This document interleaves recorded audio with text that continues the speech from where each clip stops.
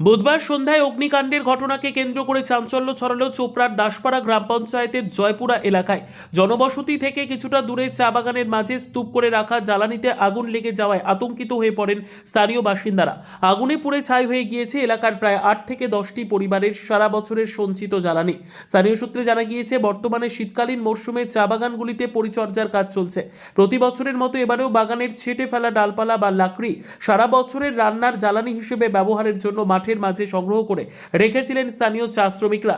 এদিন সন্ধ্যায় হঠাৎই সেই লাকড়ির স্তূপে দাউ দাউ করে আগুন জ্বলতে দেখেন এলাকাবাসী।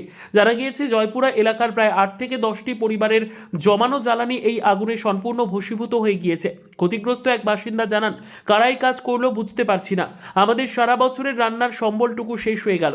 গ্রামবাসীদের দাবি, আগুন লাগার স্থানটি বসতবাড়ি থেকে কিছুটা দূরে হওয়ায় বড়সড় প্রাণহানি বা সম্পদহানি এড়ানো সম্ভব হয়েছে। অন্যথায় আগুন গ্রামে ছড়িয়ে পড়লে ভয়াবহ বিপর্যয় ঘটতে পারত। গ্রামবাসীদের একাংশের অভিযোগ, অন্ধকারের সুযোগ নিয়ে কেউ বা কারা ইচ্ছাকৃতভাবে ওই লাকড়ির স্তূপে আগুন লাগিয়ে দিয়েছে।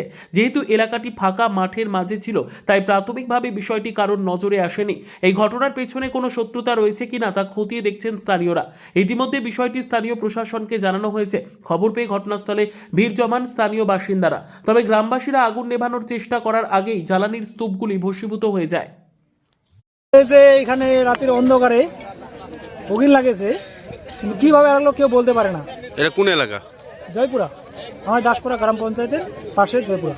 মানে কোথায় আগুন লাগিয়ে দেওয়া হয়েছে? এই বাইরে এখানে অনেকজন লোকই করে জড়াইছিল। মানে চা গাছের ডাল জমা করে রাখা হয়েছিল। চা গাছ অনেক ক্ষতি হয়ে যেত, কোম্পানি ছিল পাশে। ফাঁকা জায়গার মধ্যে আগুনটা লাগাই তেমন কোনো একটা ক্ষয়ক্ষতি হয়নি, নাহলে পাশে আশেপাশে যদি বাড়ি থাকতো তাহলে অনেক ক্ষয়ক্ষতির আশঙ্কা ছিল। হ্যাঁ, ওটাই ক্ষতি হতো, কিন্তু এখন বাইরে লাগাইছে, কে লাগাইছে কেউ বলতে পারে না। কতজনের এই লাকড়ি ছিল এখানে? 5 থেকে 7 জনের ছিল ক্ষয়ক্ষতি হলো। আপনার নাম?